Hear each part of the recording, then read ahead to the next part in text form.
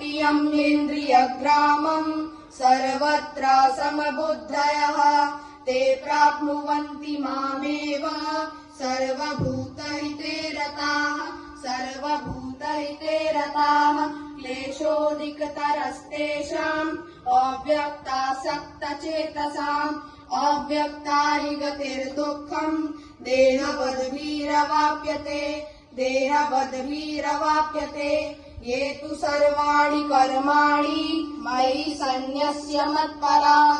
अनन्येनैव योगेन मां ध्यायन्त उपासते तेषामहं समुद्धर्ता मृत्युसंसारसागरात् भवामि न चिरात् पार्थ मय्यावेशितचेतसाम् मय्येव मन आधत्स्व मयि बुद्धिं निवशिष्यसि मय्येव अत ऊर्ध्वं न संशयः अथ चित्तं समाधातुं न शक्नोषि मयि स्थिरम् अभ्यासयोगेन ततो मामिच्छाप्तुं धनञ्जय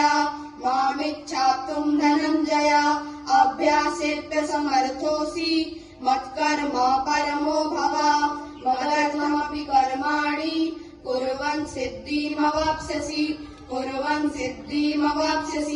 ॐ तत्सदिति श्रीमद्भगवद्गीतासु उपनिषत्सु ब्रह्मविद्यायां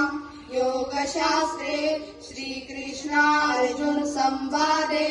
भक्तियोगो नाम 12ोऽध्यायः। धन्यवादाः।